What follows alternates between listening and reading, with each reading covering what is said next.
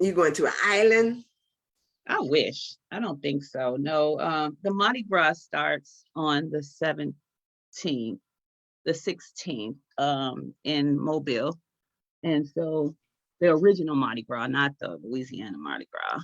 And Okay. so I'm gonna be down there, but I'm going to Pensacola first and then over to Alabama and then probably a trip over to Louisiana, but not, that's not, I don't like planning stuff like that when I go out. I want to just chill. Uh-huh. And so Because I thought Mardi Gras was right after Fat Tuesday or on Fat Tuesday, and then which would be March 1st or something. that's the one that starts in Louisiana. There's the Mardi Gras that's in Alabama. Okay. Yeah. Okay. So I didn't know because the way that I thought it went was is that it was always around, what is it that they base that on? Is it the new moon or something like that that they count down off of? Okay, I was just asking. That's I don't good. know. I don't know. But anyway, that's the excuse that was given to me. And I said, okay. When I went to Alabama, I so this was, I'm gonna tell you, it was way back, because I was working for the city at the time, city of Cleveland, and there was this guy, this, good morning, Ruth. It was a lineman. He was a lineman, and he was telling me that, he was from Alabama, blah, blah, blah. And he was going down to Alabama to visit family. And so I was like, maybe I should ride with you. Me and my, it wasn't he was a friend. It wasn't a Yeah, relationship like right, that. exactly. And I was supposed to be helping him drive. Well, I will tell you that this brother drove most of the way. And so this is honest, this is my honest to God truth.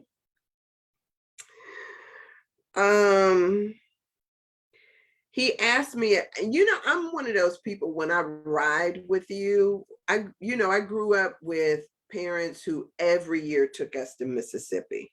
Mm-hmm. So I'm used to riding in a car with people, going on long trips. And it is always somebody's responsibility to entertain the driver, right? To talk, to sing, to do whatever, but you entertain the driver. Well, I guess this brother was, since he was doing all the work of driving, he didn't realize that, I was up with him. So at a certain point, he asked me to drive. And girl, I started driving, and when I woke up, it was we was we had veered over, and I was like, I woke up and it scared the mess out of me so bad that I was like, I just stopped the car and I was like, I'm sorry, I can't do this. He had this big, like a Bonneville or something like that. And I was like, I just cannot, because I was gone. I was gone. And by the grace of God, I woke up before we actually hit An anything or went accident. off the road. Wow. And Wow. I am, but I'm still one of those people that stays awake the entire time a person is driving. I may not talk, but when, girl, I have drove on a Greyhound and will get up and walk up there and talk to the driver while he's driving. That Wow. is how ingrained in me it is. If anybody is awake, somebody else is awake with them. Because I think, to me too, and I don't know why I got off on this other than you going down. This is the time I went to Alabama with him, and I spent a week with one of my girlfriends that lives down there. And and so it's it's something about when another person is sleeping. I don't know if it's the rhythm of their voice or what they, the oxygen that they breathe out, but it puts other people to sleep. Mm-hmm. And so for me, it is, if I value my own life, I'm gonna stay up and I'm gonna make sure that you up too. But when you go to sleep, I'm going to sleep. That's Girl, that man interesting. fell asleep and I went right to sleep with him. I fell asleep when I was coming back from Vipassana too. Oh, that makes sense though. Yeah, I fell asleep while I was driving. And I'm so thankful for those ridges that they put on the side of the highway, because that's Mm-hmm. what, Mm-hmm. I guess that's what they're there for, but that's Yeah. what woke me up. And Yeah. That makes sense. yeah. Yeah, no, I love traveling and I love traveling alone. Um so this is a split, gonna split the time, Mm-hmm, because I love being alone. So I'm gonna split it. But if I had it my way, I would drive mm-hmm, there, but I don't have the luxury of time to drive there because I want to drive 12, 13, 14 hours, but I also want that time to just chill out and be with me, be with mm-hmm, the water, because that's the whole how this whole thing got started, is just wanting to be near some water. And so it was kind of like a win-win. But I like to travel alone and I love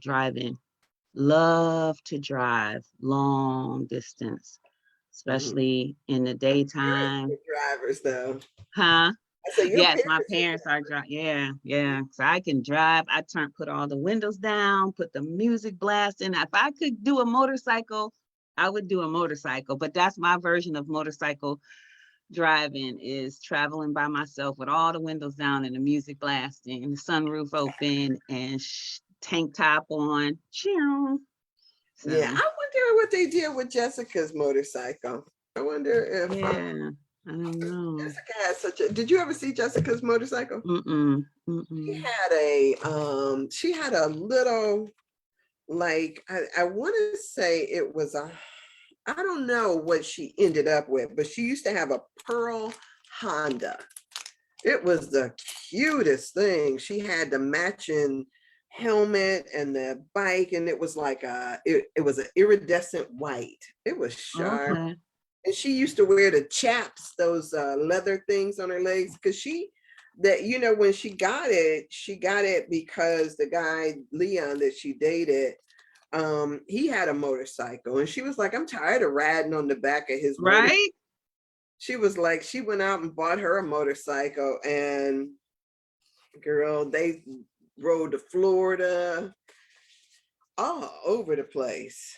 They got in some miles. They would always talk about how many miles they clocked. But yeah, That's so my version of the motorcycle road trip for me is yeah, that. So I love driving, but this time I'm flying because I want to spend more time having fun. So okay. yeah. So the 14th through the 21st, you will be gone. Be gone. I'll make sure I mark that down on my calendar. Now, um, I am probably still going to continue in the book, so Absolutely. pick up where you left off. And then then March 2nd is when Lent starts, and so I'm still contemplating that. And I do believe I'm going to start teaching a Course in Miracles pretty soon. And so and that is going to be on a Thursday, I do believe. And so I will keep everybody posted on that. Yay! Life is happening. It is. It's So good. good. It's good. It's so good. Yeah, it is so good. So greetings, everybody. I had an amazing weekend too. Um, What'd you do? Somebody, huh? Girl, I didn't do a whole lot of anything. I went over to a friend of mine's house on Saturday and spent most of the day, and worked on a project and ate some good food and drank some good drink. And Sunday was here. Yeah. This was my mom's 70th birthday weekend too. Oh, nice. Yeah. So we did a lot of stuff around that Okay, for good, 2 days. good, good, good. I love that. Sometimes I think about this process that we're going through, and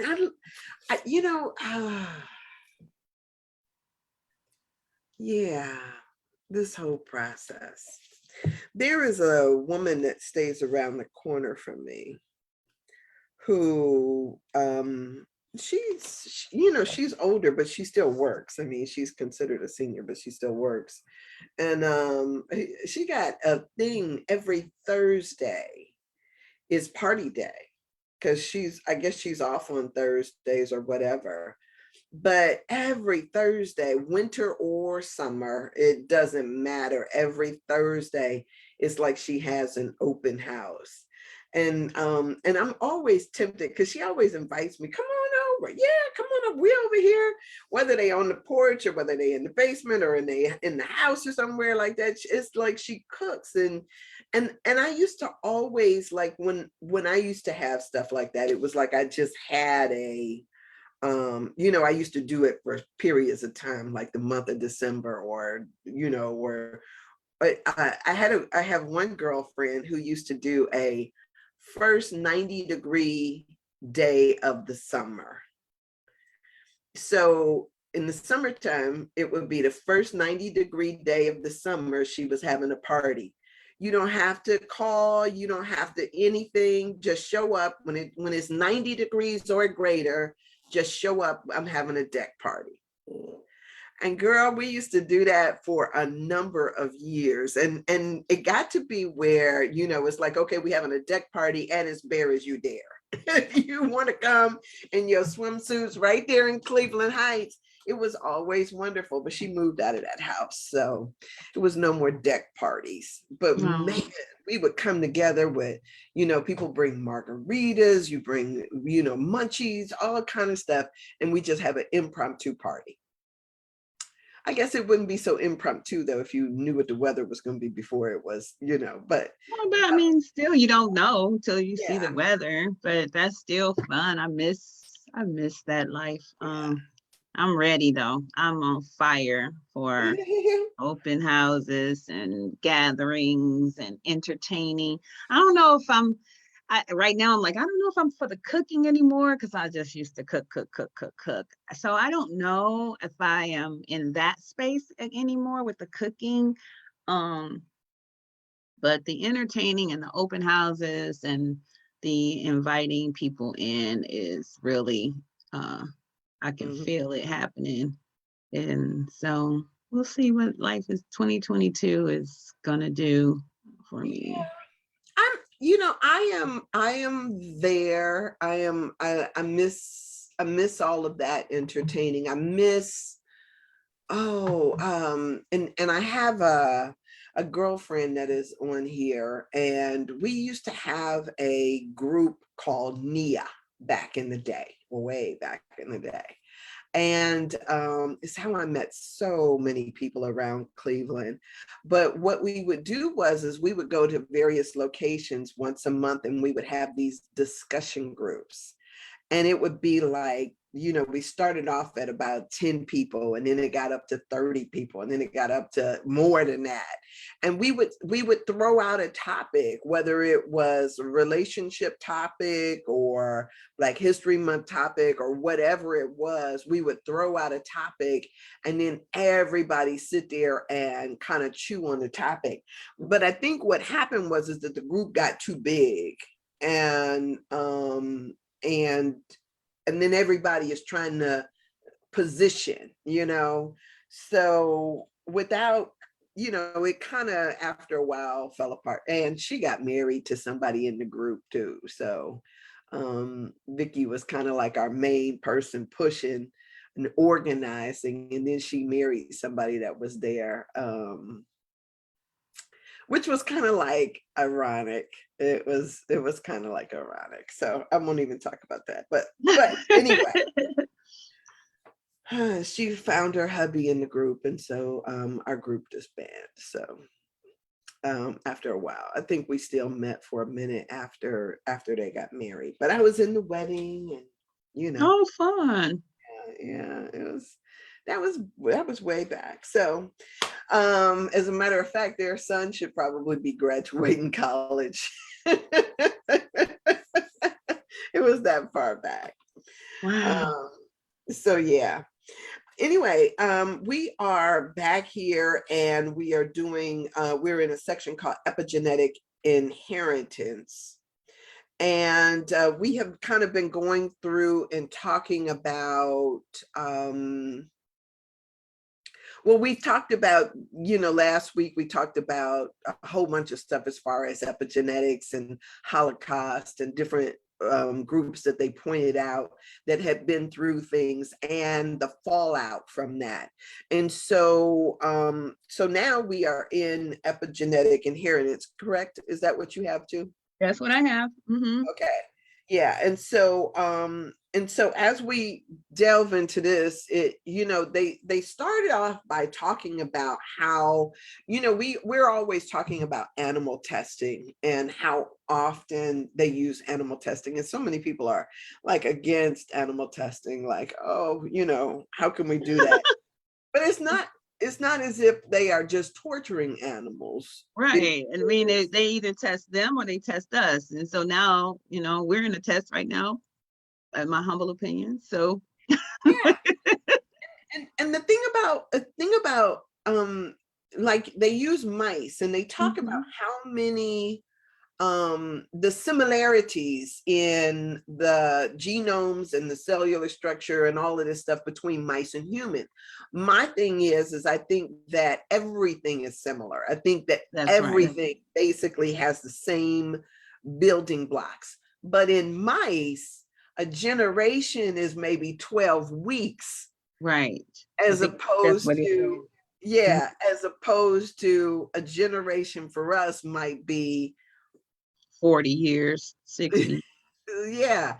So when you think about the ability for them to reproduce and the lifespan, or however that works, it's so much easier to run these tests. So if a mice is born, and then that mice is born and it lives its lifespan, and then it has babies, and they can look and see what is done with the babies, and basically get a lot about human characteristics from watching this, it being able to look over and see Right. what's going on in that structure. And there is enough science in the human experience. I'm in my 50s, and they've been doing the human experience since the rush to cure schizophrenia. So it's been going on a long time. So if you take the studies and the research that we already have about human behavior, and when you do the behaviors with the mice, and it's, for those who are anti-animal testing, whatever, but when you do that behavior and the behavior of the humans, it's like 2 + 2 = 4. It's like you can't ignore what's right before you. Right. This is happening before you. It's not like it's made up. Like, there's been enough studies on us humans and our experiences with this life and genetic trauma or whatever. So when you do the mice just validate at, like you said, at a rapid speed, at a speed of 12 weeks, than to Right. wait and see how the next generation turns out. And what would really be cruel and inhumane is if you did this actual testing on human beings.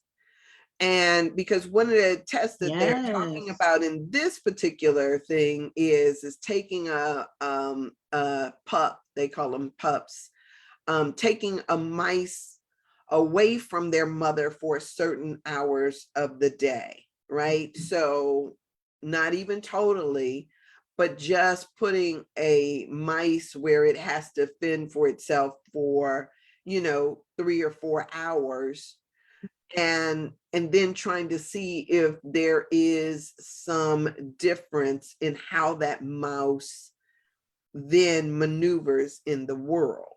Mhm. And so what they have found is from doing these experiments, because what happens is when you take a baby or a mouse or pup, as they call them, away from their mothers, and they don't have that ability to then, receive that Attach. stroking or that nurturing and all of that stuff, then what happens is they get stressed. It stresses them because now they've been attached, they've been living inside of her, now they're outside of her, and then there is still this period where they need that attachment. And then when you take that away, then to see how that affects them. And what they found is that it absolutely affected them. It absolutely, and even more pronounced as they got older. Yeah, that's why we do attachment therapy right now. That's Yeah, why you have to do right. attachment therapy and couples work, because people have been maladaptively attached. They have extreme attachment wounds. We do as a society. Mm, Certain cultures are better equipped than others. And when I say cultures, I mean like the Greeks and the Italians, and they have a different attachment style. And you can just see the difference in how they attach to their young and their family, the importance of it. Some people would call it infused. They have an infused attachment style, but Describe that.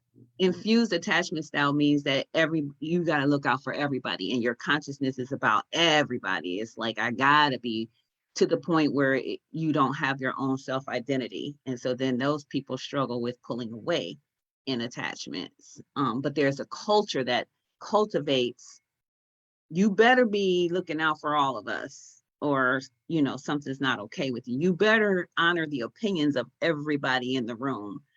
How do you do that? It creates this chaos in your brain, like, help me be able to say no to my mother, help me to be able to say no to my parents. And you're sitting in front of me at 40 years old and you can't say no. You don't have the ability to do something different from the tribe. So Mhm. there's there's the other extreme is what I'm saying. There's the detached, and then there's the infused attachment that doesn't allow others to move in their own autonomy. Mm. That sort of reminds me. You're not. I don't know. Are you a Trekkie? It sort of reminds me of the Borg.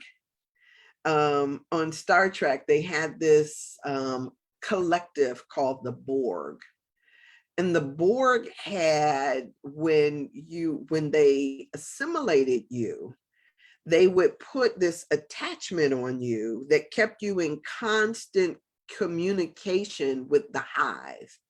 So no matter where you went, you were never detached. You could hear everybody else's voice in your head, and they all spoke with one voice. We are Borg. It was no, they it was and so when they discovered when they detached one of them, which was 7 of 9, she had a hard time getting that she was now considered an individual. Mm.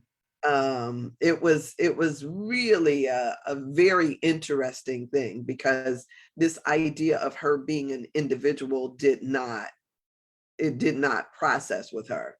And so even and I don't know, and maybe I just assumed that somebody knew about it. Even once she was detached, her name was 7 because her designation was 7 of 9. She was 7 and there were 9 in her cluster, so she was 7 of 9, so they shortened her name to make her 7. Oh, wow. That's cool. Yeah, I don't know about that part, but Yeah, that's yeah. really, but yeah, that is a great depiction or metaphor or whatever for an infused family system. Um, Mm. and yeah. And so I think these tests are good because this stuff is really happening in the human connections and the human trauma genogram. It's happening. It's really happening. Yeah. And if you can shorten the lifespan of the death, the negative aspects of it, I say let's do it. Yeah, yeah. So, and so this thing is once they started, like taking these mice, the pups, away from their parents, and then seeing the fallout, they wanted to study it that much closer to see how it manifested. So, what does it look like later in life? Does it look like depression? Does it look like um, some of the other things? And then they talked about the difference between males who express behaviors that appeared to be that even though it didn't express one way in them in their lifetime, their offspring did have an effect. So they said that they epigenetically transmit the changes to their female Female offspring. offspring. Yeah. Hmm. Hmm. So I thought that was really interesting too. So there was a lot that was altered through that detachment from the mother. So when we think about the necessity of what happens you know, in one of the things that people do all the time is they look at dogs and cats and they say 6 weeks. You got to give them 6 weeks and then you could take the puppy away from their mothers. Hmm. I know, but that's what they do. I know. And I just wonder, And do you know how many anxiety pills they sell to dogs owners? in those little vests and all kind of stuff to keep them, yeah, to keep them calm. Yes, yes. And but nobody ever like fights up against that and says, oh, you should give them 6 months because puppies are cute, right? That Yep. idea of puppies being cute. And so what happens is you detach them from the mother, and then people then try to I don't know if they try to attach themselves to the puppy, but sometimes it's like you see these little puppies running behind somebody yelping like, hey, pick me up, pick me up. Yeah, I was gonna say they detach them for the moms and then they sell them to people who treat them like dogs instead of puppies, like babies, and nurture them in that same manner until because just like humans, if you hold on to a puppy and as a baby, eventually you look up and it'll start to wander away on its own. Same thing a child will do, but for whatever reason, we have imagined that we're supposed to teach a child to be detached. But if you just give the child the love that it showed up for from you, eventually it gets off your lap. It wants to go and wander and explore and then come back and get on your lap for a little bit and then wander and explore. And that exploration becomes longer and longer and longer. And it's the same thing with an animal. But we are not trained, programmed, understand that aspect of the human development. It takes too much time, and that would be a luxury for us. Yeah. So I got to tell you this little aside. I'm sidetracked saying, right? I got to tell you this little aside. We used to, I'm not telling any designations or any names or anything like that, but this little boy, we were all staying in the hotel room together, I guess. I don't know if we were all staying in the hotel room together or if we just happened to be in the hotel room all at the same time. Because you know how it is when you're traveling, you go to a family reunion, everybody piles in Mm-hmm. the same room. And this little boy walks over and he hits his mom on the chest, on her boob, and he was like, "Mom, milk." And we was like, when that dude got a deep voice and can be demanding milk, it's time for you to wean him. She was like, y'all shut up. But he was like, "Mom, milk." But yeah, she let that dude nurse until he was ready to knock. And I wish that he was in an experiment of some sort where someone was documenting his, his level of calmness, his level of self-appreciation, like what, because we create narratives. I live in a space right now where it's like, where did you get that story from? Like, where'd that come from? Like, it's amazing to me now that I'm awake. I just hear narratives, ideas that we have created. They're not been researched or anything. It's just, and maybe some of it is mother wit, but I would be curious as to what that little person grows up to be Well, emotionally he- sound and he's a secure. grown man now. He's a grown man Mhm. now. And it's really interesting because I wonder who has the detachment disorder now, him or his mom. It's a silly thing to say, but I just wonder which one of them has more issue with it. It's all good though. Yeah, no, but I mean I think that's a beautiful experiment. Like I would love to know the narrative of that. Um I would just love to know what that's like, just out of curiosity. No right or wrong, just But so often people are encouraged now to breastfeed as opposed to right. Oh wow, nursing how people. genius. Right, right. And so I don't even know, like, people make it seem like breastfeeding is not a thing anymore. And it's like, you know, what is that? What is that? Isn't that interesting? Yeah. It went out of style. That is bizarre to me. And how much have we missed out on genetically?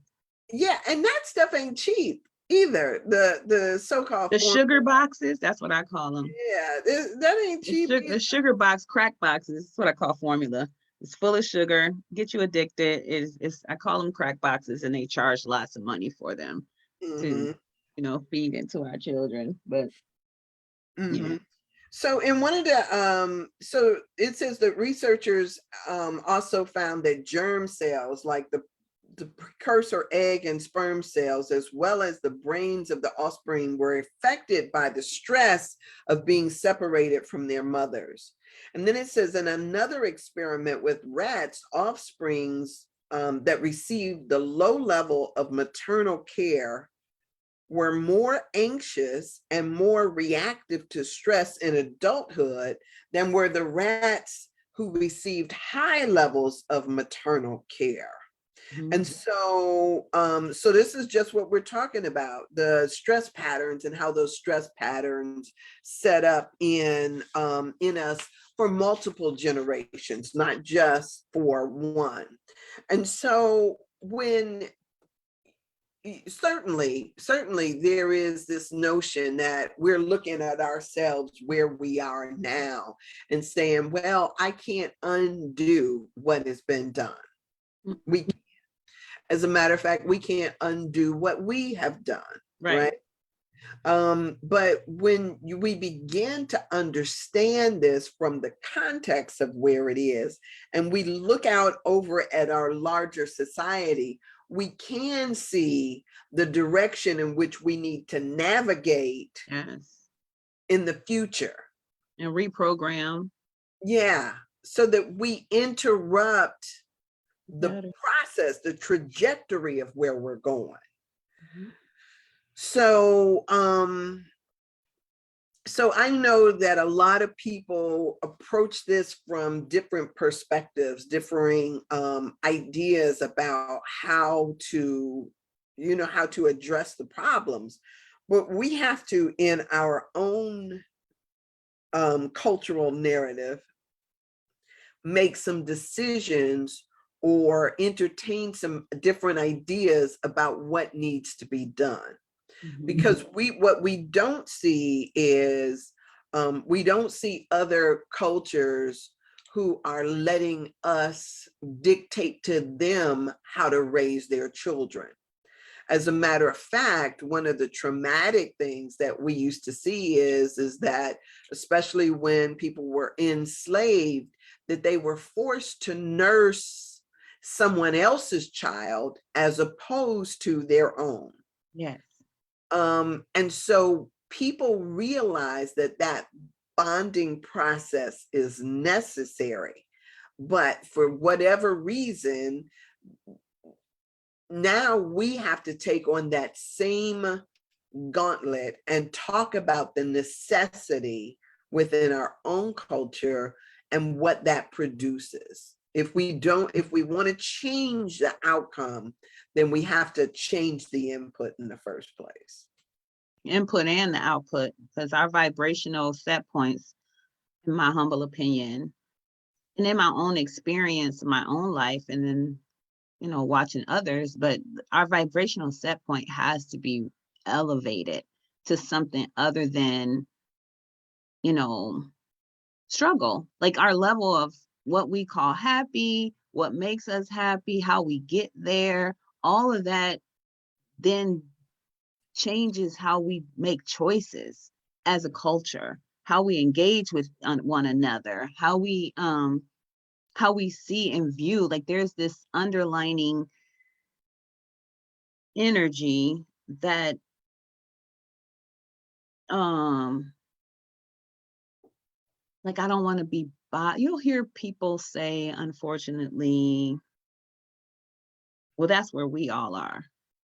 That's where we are, where people of color are. So I'm going to avoid that space. I'm going to avoid that experience.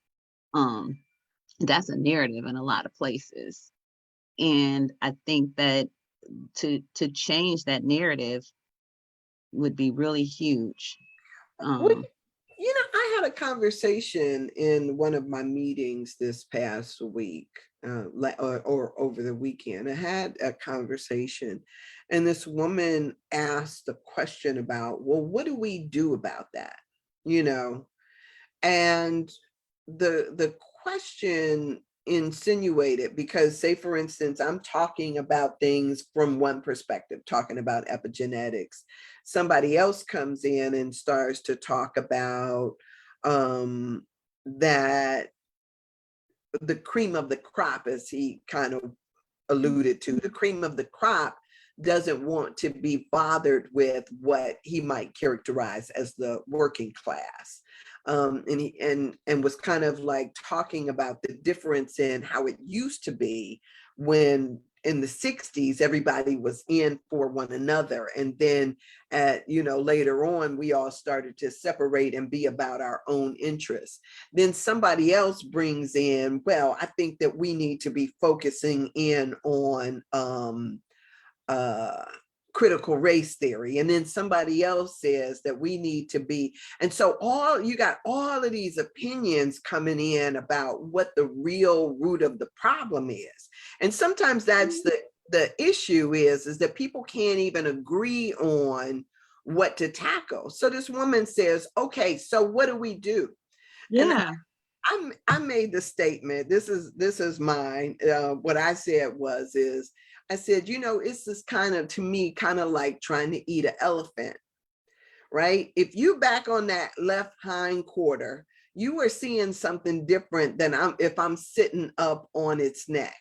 And something different from somebody who might be on the right and in the front, and something different from somebody who might be at the top and the back. I said, all of us are approaching this from a different perspective, and our peace is what's important to us.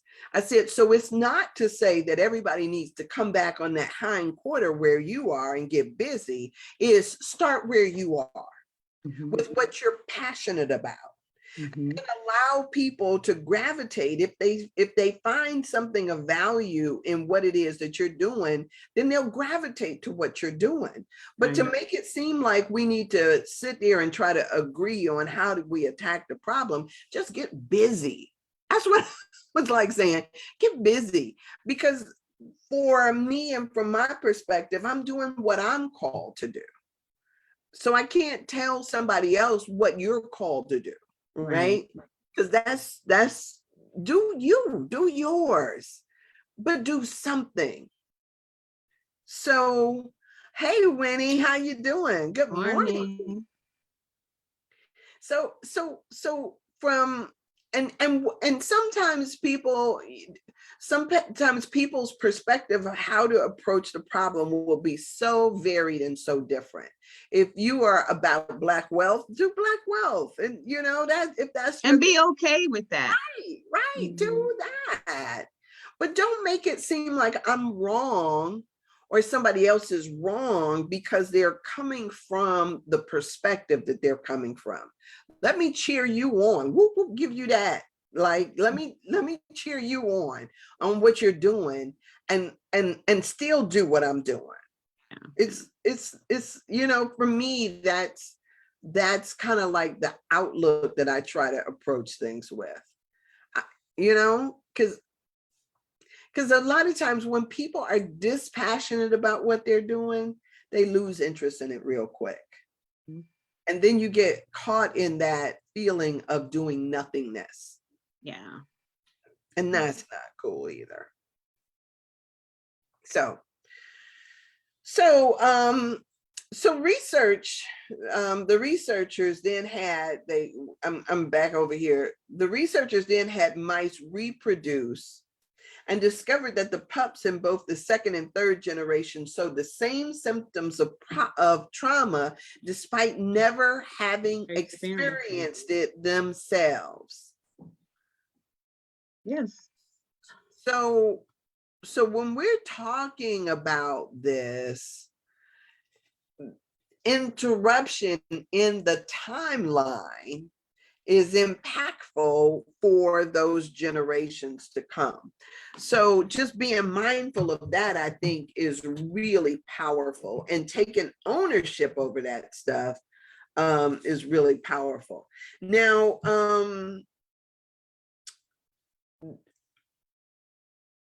I don't know, is there something else on in that hippocampus and all of that stuff that you think is important to mention? Or Nothing that I haven't mentioned before. This was very affirming. That's what I wrote all on the sides. This is fascinating, very affirming, and it just kind of repeats some of the things that we've already been discussing. And the one part that you just read was the one thing that I had highlighted on this section. So there was nothing else that I got from that, anything additional. okay. Thank you for asking. So one of the things that I found fascinating too is that there was another study that they mentioned here on this, and they get involved in what year and at what university. If you want to know all of that stuff, you can buy the book. But they talked about a mice in one generation were trained to fear a cherry blossom, like a cherry blossom like scent, right? And it's called whatever it's called, acetophen or whatever, acetophonin, however they pronounce it. Each time they were exposed to the smell, they simultaneously received an electric shock. Now, this is not one of those shocks probably that, had where you see the mouse going, and jumping up and his hair all standing on end, but they gave it an electric shock every time they smelled the smell. After a while, the shocked mice had a greater amount of smell receptors associated with that particular scent.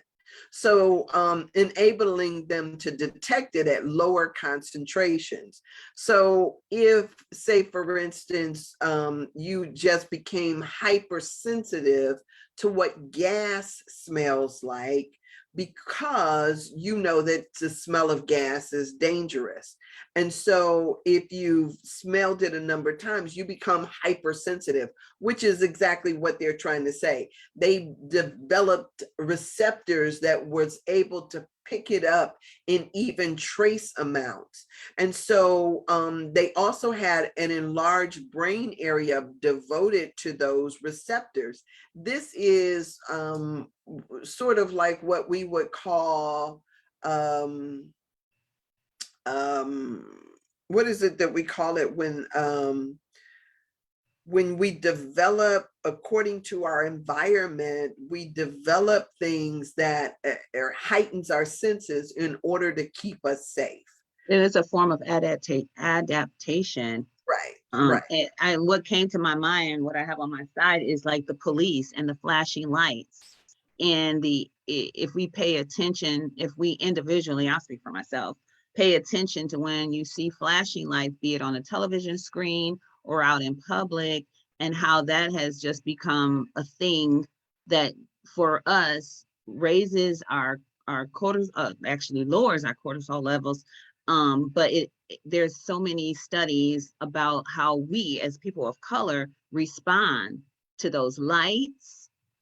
They can be far away, and if you pay attention to how your body is responding to it, the messages that we received from what that authority means for us as a people, we have, our bodies have the same visceral responses, not the same, like we all respond the same, but the negative responses where other people see those lights as a form of safety, where we have been programmed to not have that same experience. Right. Not everybody, I don't want to be like, one blanket, but.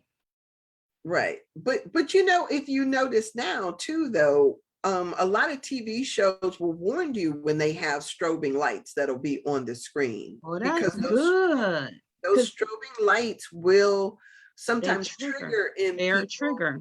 Yeah, whether it is triggering a epileptic response or just triggering your nerves, it is sometimes you'll see before a program starts that there will be. That's good. I don't watch TV, so thank you, universe. That's awesome because it's real and it's true. And when I thought about this science experiment, this research, that's what came to my mind, like on so many levels. The sensitizing or desensitizing of an environment. So anyway, they received the electric shock. They shocked the mice. Their receptors were heightened, enabling them to detect it at lower concentrations. They also had the enlarged brain areas that devoted to these receptors. Researchers were also able to identify changes in the mice sperm, right? In male mice sperm, because women mice don't have it. But anyway, it says most intriguing aspect of the study is what occurred in the next 2 generations. The next 2 generations. Both the pups and grandpups were exposed to blossom odor. They became jumpy and avoided it, despite never having experienced it themselves before. They also exhibited the same brain changes. The mice appear to inherit not only the sensitivity to the scent, but also the fear response associated with it. Isn't that like, I mean, it is, yeah, Winnie, yeah. What'd she say? She just got this big face on there like OMG face. Yeah, yes. I mean, it is so mind-blowing, and you just, it's mind-blowing. And when I get done reading, how many times I think I've read this now 3 times, and it's like what to do, but it's just to be right now, because that's what I have to tell myself to calm myself down, like just be and let it come to you. I am a magnet for miracles. Let me see where I'm supposed to, but when I experience things like this and read as same way when I was in grad school, I'm just like, okay, well, what do we do? What do we, that feeling of I got to do something, but just being able to share this with a Winnie or anyone that wants to listen feels like, okay, God, all right, okay, all right, because it's here, and it's not, doesn't mean this is real. Right. And so the way that I think, for each of us, and this is why we continue to do what we do here, is that it's the information is empowering. And a lot of times we don't always have the application as we're learning the information. But what I do know is that, God is purposeful, right? Yes, This universe has purpose and it's yes, got a plan.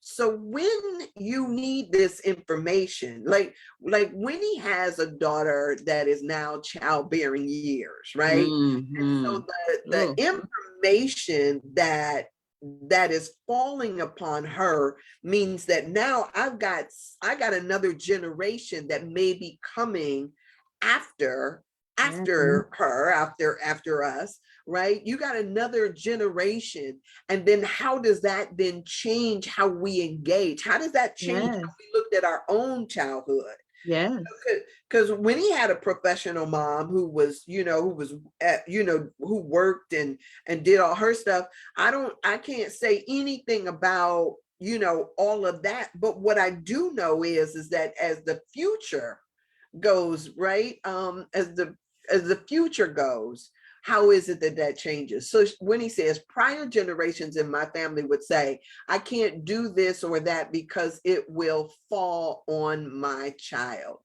Yes. mm, Yes. And that's so, good. Yeah, yeah. And when we're conscious of that, when we operate from that standpoint, and not just like the stuff that we, the stuff that we do on an overt level, but the simple things like picking up a baby when it's crying. yes, please. Just being able to stand in that space. And I'm not saying that we need to because I do appreciate how some cultures have those little things that they tie on their body and they carry their baby with them regardless. I appreciate seeing that now and understanding it from a different perspective. But a lot of times people have not, they, some people you just see and they disappear for a certain number of years. They just disappear off of the scene because they're doing raising children. But you don't know what that's about. But in some cultures, yes, they tie that baby right to their bodies and go on and do what they do. Right. You can't do that everywhere because now people work or people, in this culture, it's like, what is this about? You get 6 weeks of maternity leave and then you got to be back at work like a pup, right? You got to now push your baby over to somebody else. And yeah, and you don't know. Hopefully you got some grandparents or somebody that, Please, yes, you know, yeah, that can help support yeah. and some jobs, Progressive was really good at accommodating. If you had someone to bring that child up there, they had a lactation room, you could nurse, hand the baby back to whoever was taking care of them. And so some companies are becoming more conscientious about that part of childhood development, but we got a ways to go Yeah, here the in our workforce. I think down at the state building, I think that they had a daycare center that is right in the building that people could, where people could have their children. But at the same time, when what was that, the Oklahoma City bombing, when and those kids were in the building where their parents were, and that trauma. So I don't know how people feel about that at times, but yeah, it is the ability to have that connectedness is really important. It's So so important. yeah, I'm gonna just this last little piece here. Brian Diaz, one of the researchers of the study, suggests that there's something in the sperm that is informing or allowing that information to be inherited. So he says that him and his team noted that low DNA methylthioline, methylation in both Methylation. sperm, Mhm. okay, in both sperm of the father mice and sperm of the offspring Although the exact mechanism for how a parent's traumatic experience gets stored in the DNA is still under investigation, Diaz says it behooves ancestors to inform their offspring that a particular environment was negative for them. Now, Tell the story. Tell the story.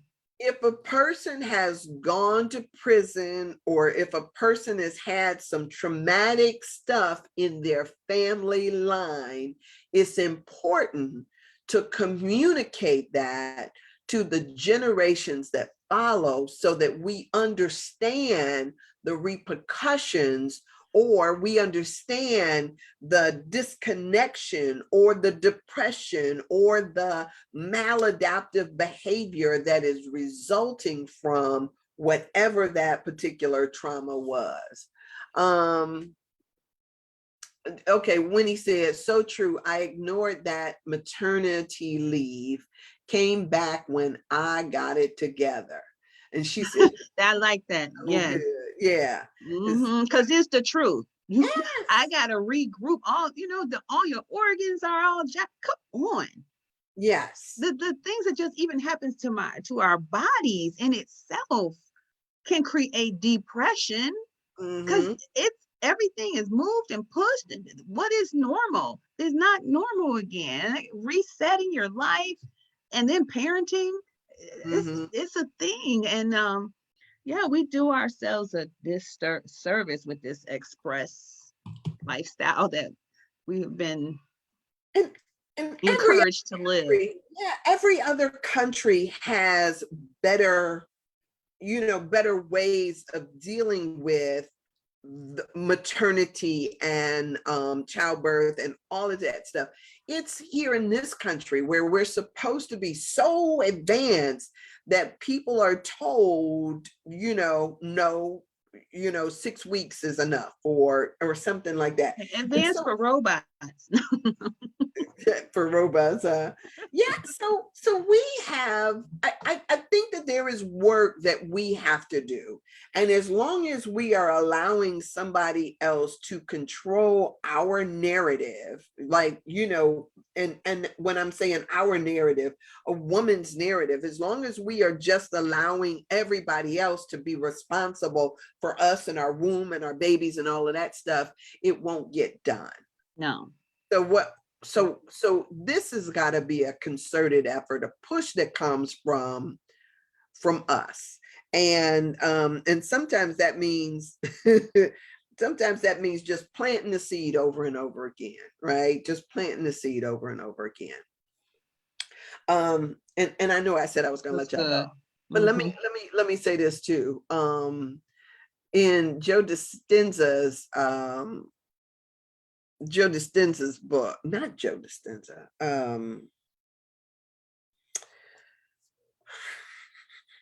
What am I trying to say? Bruce Lipton. Lipton was talking about this thing of what we needed to do. He said that when a child is in that first 6 years of his life, everything that child hears, it's absorbing, it is learning. It's just like a tape recorder that's getting all of this stuff. And so he said that if you tell a child oh, you're sick, I got to take you to the doctor, right?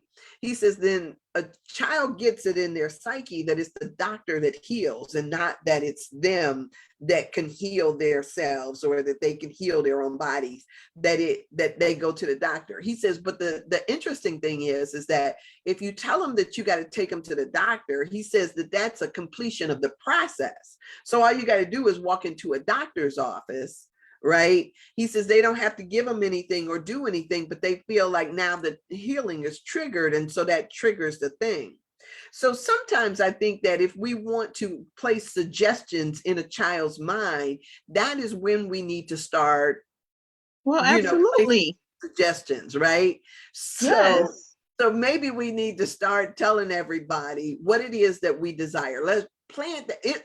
I remember the Flintstones when I was younger, And the Flintstones used to have had this episode where Wilma was trying to tell Fred. Wilma was married to Fred, right? I On the think so. Flintstones. Yeah. Hmm. Betty and Barney and Wilma and Fred. Okay, so Wilma was trying to do something. And so what she was doing was she was trying to do subliminal messages as he slept. So like to either give her more money or to do this or to do that. She was trying to do this subliminal programming as he slept. If we are programming people, right, we need at least 6 months of maternity leave, right? Paid maternity leave. Start telling your children that now. It's so true. Yeah, so that in generations to come, it'll seem like, what do you mean we don't have 6 months? It should become part of our cultural narrative. Yeah, the expectation should definitely, because when real quick with 7, when she started saying, "Oh, I'm afraid there's ghosts, there's monsters," I was like, "Oh, no, we're not afraid of no monsters, girl. We're warriors." Right, I don't know what they teaching you over there, but here we are warriors. We are not afraid of monsters. Come on, we going in this closet, we going downstairs. Let's look under this bed. There is nothing that can defeat us. I'm not doing that. We ain't gonna be afraid of no boogeyman. That's not gonna be our narrative. And I had to like arrest that right away. And so it's very important that we are intentional. So I agree. 6 months maternity leave it is. I told you about that time when my nephew had me talking about there was a monster in his room, and I sat down on the floor with him. He was like, "They're for little people." Like, boy. So when he said, "Yes, we slay dragons," that's right. That's what we do, right? Nobody afraid of no monsters. Yes. So set new expectations. All right, y'all. It is. All right. Thank you for this great Monday morning. That was good. Very good. Yes. All right. And so we'll pick up here tomorrow. I'm just gonna mark that off, and we'll pick up here tomorrow so we can get through this. Thank you guys. Thank you for it was good conversation and opportunity to kind of, dig some of this out. So thank you so much. Thank you. All right. Yeah. All right. So Monday. You too. So, and you heard Stephanie at the top of the hour say that she wouldn't be here next week, which is the week of Valentine's, for the 14th through the 21st. And so, but we are going to push forward with this, no matter what, because this is what we're doing. I'm excited about it. I'm excited about just what unfolds through this information. So take this, share this information. You can share the video, but share the information no matter, who you're talking to, because if we don't allow this to transform us, then it's just, right. There's something that happens through our sharing a new perspective. So I love you. I'll see you tomorrow, God willing, and the creek don't rise, 7:30-ish. And we'll just see it in. All right. Have an amazing Monday. Thanks, Winnie. Thanks, Ruth. I appreciate y'all. All right. I'll see you.